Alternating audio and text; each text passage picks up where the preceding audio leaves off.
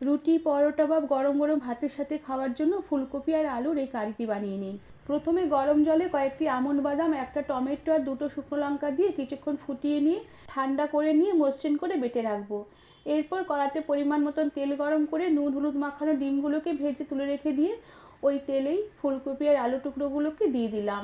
সাথে পরিমাণ মতো নুন আর হলুদ গুঁড়ো, সামান্য চিনি দিয়ে ফুলকপি আলু ভেজে তুলে রেখে দিয়ে আবারও কড়াতে তেল দিয়ে তেজপাতা, থেতো করা এলাচ, দারচিনি, গোলমরিচ ফোড়ন দিয়ে আদা রসুন আর কাঁচা লঙ্কা বাটা দিয়ে কিছুক্ষণ নেড়েচেড়ে কষিয়ে নিলাম।